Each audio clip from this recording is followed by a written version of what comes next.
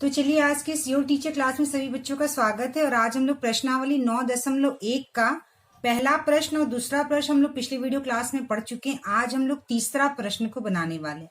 तो तीसरा प्रश्न क्या कह रहा है बच्चों, 12x² में पहला x² और दूसरा x तथा y का गुणांक बताइए। ठीक है, तो ये जो प्रश्न दिया हुआ इसमें x² y का गुणांक क्या है और इसमें x और y का गुणांक बताना है। तो सबसे पहले बच्चों हम लोग जानेंगे कि गुणांक किसे कहते हैं। ठीक है, गुणांक किसे कहते हैं सबसे पहले हम लोग छोटा सा इसके बारे में जान लेंगे, फिर हम लोग तीसरा प्रश्न को बनाएंगे। तो देखिए बच्चों, जैसे गुणांक किसे कहते हैं, तो मान लीजिए कि अगर कोई हमारे पास बीजीय व्यंजक से n x y z, मान लीजिए ये हमारे पास एक व्यंजक है। ठीक है, ये क्या है बच्चों, एक व्यंजक है, बीजीय व्यंजक है। अब इसमें कह रहा है कि गुणांक किसे कहते हैं। तो गुणांक उसे होते हैं कि किसी भी इसमें जो संख्या, इसमें जो चर या अचर है उसका गुना किससे है, यह उसका गुणांक होता है। जैसे मान लीजिए अगर हम इसको अलग अलग लिख दें, यह एक पद है। क्या है बच्चों, मैंने पद पढ़ाया था पिछली वीडियो क्लास में, आप लोग देख सकते हैं कि पद किसे कहते हैं। तो यह एक पद है। इस पद में इसके जो गुणनखंड है, मैंने गुणनखंड भी बताया था। तो n x y z का हम गुणनखंड कर लेंगे। तो इसका गुणनखंड एक हो गया 9, इसके बाद एक है x और दूसरा है y और चौथा है z। यानी x y z जो एक हमारा बीजीय व्यंजक है, इसके गुणनखंड क्या है बच्चों, n है, x है, y है, z है, यह इसका गुणनखंड है।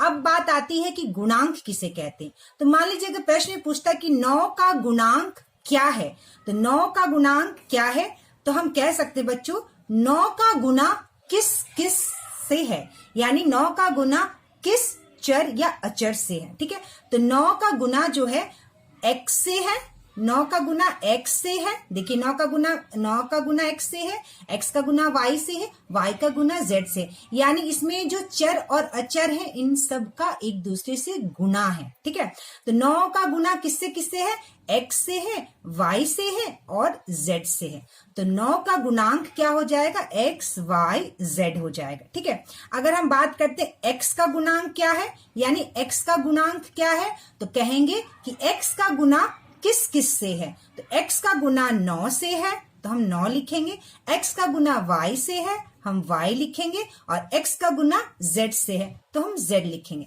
यानी x का गुना 9y z हो जाएगा। क्या हो जाएगा बच्चों, 9y z हो जाएगा। ठीक है, अगर हम कहें कि x और y, हम यहाँ लिख लेते हैं x और y, और अब हम पूछे कि x y का गुणांक किससे है। ठीक है, मतलब x y का गुणांक कौन है, सॉरी किससे है नहीं, x y का गुणांक क्या है। तो x y का गुणांक क्या है, तो हम समझेंगे कि x और y का गुना और किस किस संख्या, किस किस चर या अचर से है। तो x y का गुना तो यहाँ दिया है और इनका गुना किस किस से है।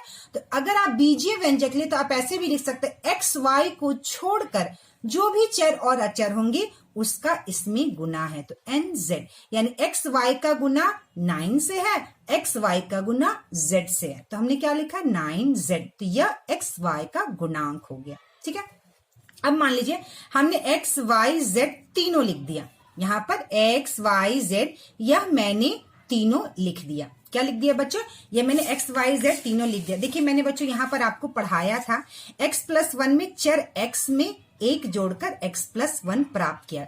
यानी जो लेटर्स होते हैं वह चर होते हैं और जो संख्या होती है वह अचर होती है। ठीक है, तो ये जो लेटर चर है x y z जो है इसका गुणांक किससे है, तो देखिए x y का गुना किससे है, 9 से है। तो क्या लिख देंगे बच्चों, यहाँ पे 9 हो जाएगा। यानी x y z का गुणांक 9 है। ठीक है, अगर हम लेते हैं मान लो n x y हमने ले लिया, देखिए इसमें से n x y हमने ले लिया और हम पूछ रहे हैं कि n x y का गुणांक कौन है। तो n x y का गुना किससे है, तो n x y का गुना किससे बच्चों, z से है, तो हम यहाँ लिखेंगे z। ठीक है, तो 9xy का गुणांक क्या हो गया, z हो गया। इसी तरह से आप बच्चों लिख सकते हैं nxz, हमने एक और ले लिया। देखिए nxz ले लिया और y को छोड़ दिया, यानी nxz तो गुना है ही यहाँ पर। अब इसका पूछ रहा है कि इसका गुणांक क्या है, तो nxz का तो पहले से ही गुना है यहाँ पर और इसका गुणांक बीजीय व्यंजक में किससे है बच्चों, nxz का y से। तो हम यहाँ लिखेंगे कि एन एक्स जेड का गुणांक क्या है बच्चों, वाई गुणांक है। ठीक है, उसी तरह से हम एन वाई जेड अगर लेते हैं, एन वाई जेड लेते हैं, इस बीजीय व्यंजक में एन वाई जेड को छोड़कर जो भी बचेगा चर या अचर, वह जो होगा इसका गुणांक हो जाएगा। तो 9yz का गुना किससे है, 9yz का गुना और किससे है, x से है, जो यहाँ पर नहीं है, तो यह इसका क्या हो जाएगा बच्चों, गुणांक हो जाएगा। तो यह गुणांक होता है। ठीक है, अगर आप सरल भाषा में समझे तो मान लीजिए nxyz जो है वह चारों दोस्त है। अगर हम कहें कि x का दोस्त और कौन कौन है, तो x का दोस्त n है, y है, z है, यानी x का गुणांक क्या हो गया, nyz है। ठीक है, अगर हम कहें y और z एक दोस्त है और ये चारों दोस्त का समूह है जिसमें yz का दोस्त और कौन कौन है, तो कह देंगे yz का दोस्त और n और x है। तो nx जो हो गया yz का गुणांक हो गया। तो इस तरह से हम कोरिलेट करके भी समझ सकते हैं।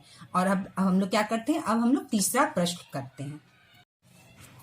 तो देखिए यहाँ पे प्रश्न है 12x² में पहला x² y का गुणांक, दूसरे में x और y का गुणांक बताइए। तो हमें गुणांक बताना है। तो चलिए हम लोग इस प्रश्न को देखिए, मैंने यहाँ लिख लिया है 12x² में x² y का गुणांक। ठीक है, तो देखिए 12x² y हम यहाँ लिख लेंगे 12x² y। तो कह रहा है 12x² y में x² y का गुणांक, देखिए यहाँ पे लिखा हुआ है x² y का गुणांक। तो x² y यानी x² y का गुना और किससे है, 12 से है। x² y का गुना किससे है बच्चों, 12 से है। तो x² y का गुणांक जो हो जाएगा वह क्या हो जाएगा बच्चों, वह हो जाएगा 12। ठीक है, क्या हो जाएगा बच्चों, 12। तो x² y का गुना 12 से है, तो x² y का गुणांक हो जाएगा 12, क्योंकि x² y तो पूरा यहाँ दिया हुआ है। अब चलिए दूसरा x का गुणांक। ठीक है, तो यहाँ पहले हम लिख लेंगे 12x² y। ठीक है, क्या है बच्चों, 12x² y।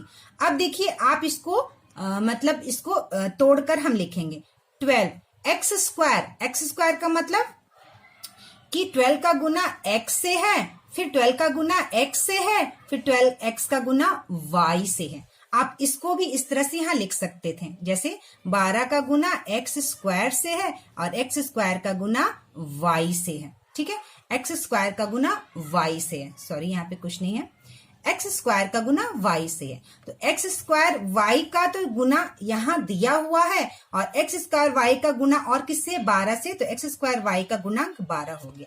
तो देखिए यहाँ पर 12x² y को मैंने इस प्रकार लिखा, 12 का गुना x से और x का गुना x से, फिर x का गुना y से। तो अब देखिए सिर्फ यहाँ ये एक x की बात कर रहा है, यहाँ पे कितने x की बात कर रहा है, एक x की। तो हम एक x को इस तरह से गोला लगा लीजिए और अब देखिए कि इस x का गुना किससे किससे है, इस x का गुना किससे किससे है और इस x का गुना जिससे जिससे है वह उसका गुणांक हो गया। तो x का गुना 12 से है, तो हम यहाँ लिखेंगे 12, फिर x का गुना x से है, तो हम यहाँ लिखेंगे x, और फिर x यहाँ पर x का गुना किससे है, y से, तो हम लिखेंगे यहाँ y। तो x का गुणांक हो गया 12xy।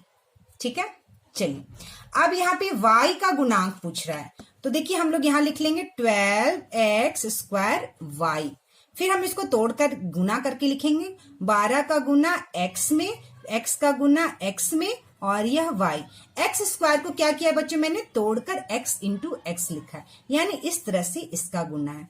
अब जिसका गुणांक पूछेगा हम उसको घेरा लगा लेंगे इस तरह से, और अब हम देखेंगे कि इस y का गुना किससे किससे है, इस y का गुना जिससे है वह उसका गुणांक हो गया। तो इस y का गुना 12 से है और x से है, यानी 12 से है, x से है और गुना x से है। ठीक है, तो आप x इंटू एक्स को x² लिख सकते हैं, तो हम क्या लिखेंगे 12x²। क्या लिखेंगे बच्चों हम, 12x²।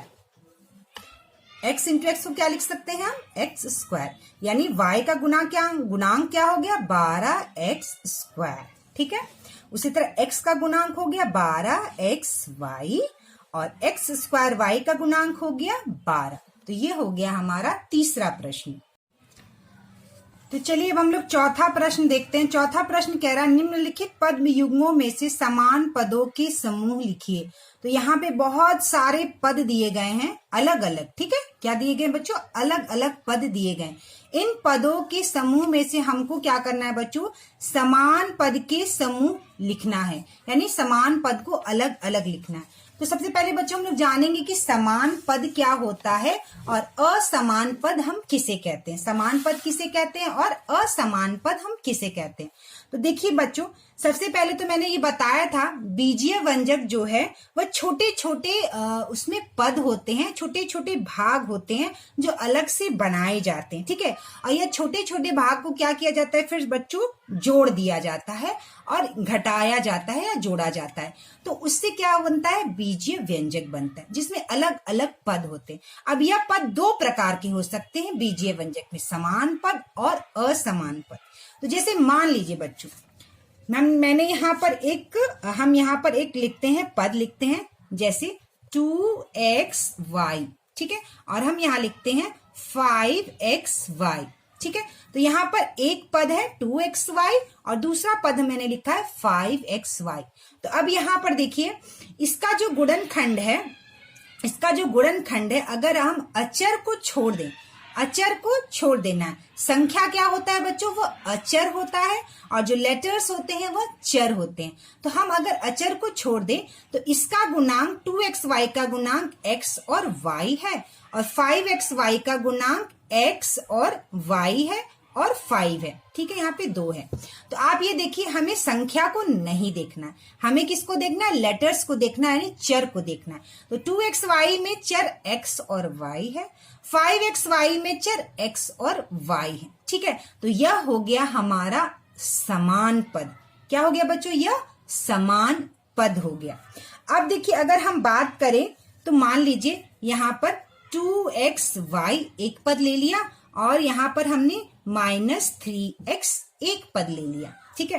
अब हम इसका गुणनखंड लिखते हैं तो इसका गुणनखंड 2xy हो गया और इसका अगर हम गुणनखंड लिखते हैं तो -3 और x हो गया।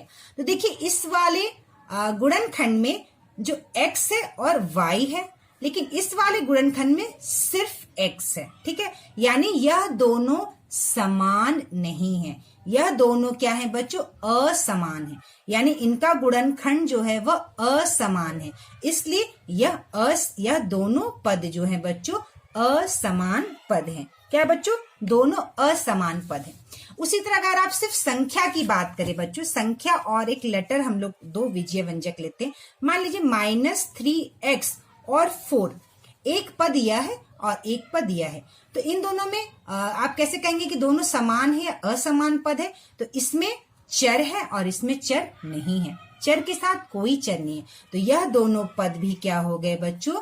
असमान पद हो गए। यह दोनों पद भी क्या हो गया बच्चों? असमान पद हो गए, ठीक है।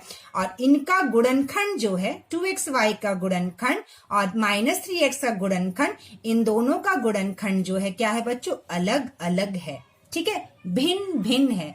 यानी कि वह पद जिनके गुणनखंड समान होते हैं, एक जैसे होते हैं, वह समान पद होते हैं और जिनके गुणनखंड एक जैसे नहीं होते हैं वह असमान पद होते हैं, ठीक है। वह क्या होते हैं बच्चों? असमान पद होते हैं। तो देखिए बच्चों, आप समान और असमान पद की परिभाषा लिख सकते हैं। तो आप क्या लिखेंगे यहाँ पे? देखिए जब पदों के बीजीय गुणनखंड एक जैसे हो तो वे समान पद कहलाते हैं। यानी गुणनखंड जब एक जैसा होगा तो वह समान पद होगा। जब पदों के बीजीय गुणनखंड भिन्न भिन्न हो तो वे असमान पद कहलाते हैं। तो आप ये परिभाषा कॉपी में जरूर नोट करिएगा, समान पद और असमान पद का, ठीक है। तो चलिए हम लोग बच्चों चौथा प्रश्न को हम लोग रखिए। तो देखिए चौथा प्रश्न है, यहाँ निम्नांकित पद युगों में से समान पदों के समूह लिखिए। तो यहाँ पर पूरा जो है युग्म दिया गया है, पद दिया गया है और हमें इसमें से क्या करना है बच्चों? समान समूह के पद को क्या करना है? एक जगह हमें क्या करना है बच्चों? एक जगह हमें लिखना है। क्या करना है? एक जगह हमें लिखना है। तो चलिए हम लोग शुरू करते हैं। समान पद को क्या करते हैं बच्चों, हम लोग एक जगह लिख लेते हैं। अब देखिए यहां पर आप देखिए nx² y, क्या लिखा हुआ है बच्चों? nx² y। तो देखिए x² वाला और कोई भी इसमें मौजूद है कि नहीं, हम इसे ढूंढेंगे। तो इसमें देखिए x² नहीं है, y² है, और इसमें x नहीं है, इन नीचे वाले में भी x नहीं है। x है लेकिन ये सिर्फ x है, x² नहीं है, x² नहीं है, और इसमें भी x² नहीं है। यानी कि nx² y का कोई भी समूह बनाने के लिए दूसरा पद नहीं है। ठीक है, चलिए ये हो गया हमारा। अब हमारा देखिए 8xy², यानी हमें y² वाला देखना है, ऐसा पद जिसमें y² हो और x भी हो। तो देखिए तो यहां पर नहीं है, बीच में भी यहां पर x और y है लेकिन y² नहीं है। x तो है लेकिन y² नहीं है, इसमें भी नहीं है, और नीचे वाले लाइन में भी नहीं दिया। यानी 8xy² का भी कोई दूसरा समान पद समान नहीं है। 8xy² के जैसा समान पद दूसरा नहीं है।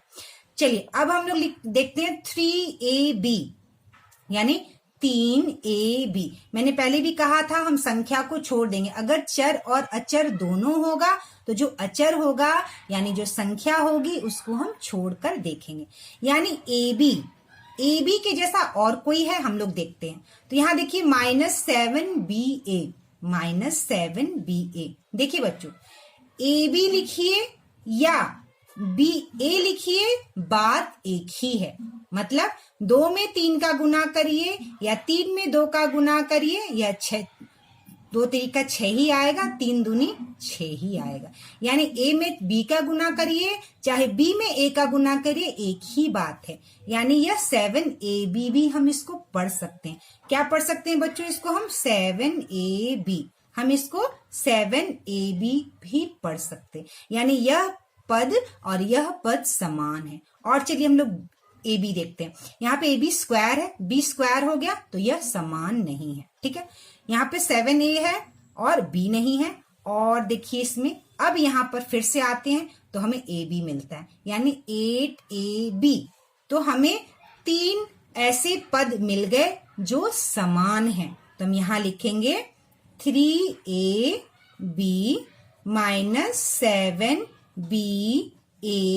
और 8ab, यानी कि यह तीनों पद एक समान है, क्योंकि इनका गुणनखंड ab है, इसका भी गुणनखंड ab है, इसका भी गुणनखंड ab है। ठीक है, तो चलिए अब हम लोग आगे का अब दूसरा समूह देखते हैं। अब देखिए यहां पर दिया हुआ है 7a। ठीक है, 7a। तो हम देखेंगे दूसरा कोई समूह जिसमें सिर्फ a हो संख्या के साथ, ऐसा कोई समूह है क्या? तो यहाँ पर ये दोनों तो पहले इसका, इन दोनों का कोई समूह नहीं है, तो हम इसको इस तरह से कट कर देंगे। ठीक है, अब देखिए यहाँ b² है, इसका भी कहीं कोई समूह b² का नहीं है, तो इसको भी हम इस तरह कट कर देंगे कि इसका कोई समूह नहीं है। अब बात है 7a, तो यहाँ पे a देखेंगे तो a है। देखिए यहाँ पर 11a, यानी 7a के गुणनखंड में a है, 11a के गुणनखंड में a है। और देखते हैं कुछ है, a² है, तो यह समान नहीं है। xy -2a, यानी इसमें भी a है, यानी 7a 11a -2a समान पद हैं। संख्या को हमें नहीं देखना है, तो हम क्या लिखेंगे 7a 11a और यहाँ -2a, यह जो है तीनों समान पद है, क्योंकि इनके गुणनखंड समान है a। संख्या को हमें यहाँ पर नहीं देखना है। अब चलिए हम लोग देखते हैं ये वाला -11a²। तो देखिए a² वाला कोई यहाँ पर दूसरा और कोई पद है a²। देखिए यहाँ पर कोई भी a² वाला पद नहीं है, तो हम इसे कैंसिल कर देंगे। अब देखिए यहाँ पर 2xy और यहाँ पे ही बगल में -2xy, यानी xy और इसमें भी xy समान है, एक जैसा है। और दूसरा देखिए कहीं xy है कहीं भी XY नहीं, यानी 2XY माइनस 2XY क्या है बच्चों, समान पद है। तो हम लिखेंगे 2XY और माइनस 2XY क्या है बच्चों, यह समान पद का समूह है। ठीक है, अब चलिए हम लोग आगे देखते हैं। ठीक है, अब देखिए यहाँ पर अगर हम x की बात करें तो देखिए बच्चों यहाँ पर आपको x दिख रहा है, या देखिए x है माइनस एक्स, यानी कि -1x है, 1 हमेशा छिपा रहता है। -1x है, यहाँ पे भी देखिए x है 3x में, यहाँ पे भी देखिए x है 8x में। तो ठीक है, -3x 3x और 8x क्या हो गया बच्चों, समान पद का समूह हो गया। तो हम लिखेंगे यहाँ पर -x, ठीक है, हम क्या लिखेंगे -x, यहाँ लिखेंगे 3x और इधर लिखेंगे 8x। ठीक है, तो -x 3x और 8x जो है एक समान पद के समूह हो गया। अब देखिए इसमें एक और चीज है, यहाँ पर कुछ संख्याएं दी हुई हैं, तो संख्या अगर सिर्फ संख्या है तो वो भी एक समान समूह का होता है। ठीक है, तो यहाँ पर देखिए 7 है, एक संख्या 7 है, और एक संख्या -2 है, एक संख्या 1 है और एक संख्या 8 है, यानी भी यह समान समूह है। ठीक है, समान समूह के पद हैं। तो हम लिख देंगे यहाँ 7, क्या क्या लिखेंगे बच्चों, 7 -2 1 8, यह हो गया समान समूह के पद। तो यह हो गया हमारे चौथे वाले प्रश्न का उत्तर। ठीक है, तो इनमें से हमने क्या किया, सब कुछ छांट लिया। 3ab -7ba 8ab एक समान है, 7a 11a -2 एक समान है, 2xy -2xy एक समान है, -x 3x 8x एक समान पद है, और 7 -2 1 8 जो है समान पद के समूह हैं। ठीक है, तो यहाँ पे हमारा चौथा प्रश्न क्या हो गया बच्चों, पूरा हो गया।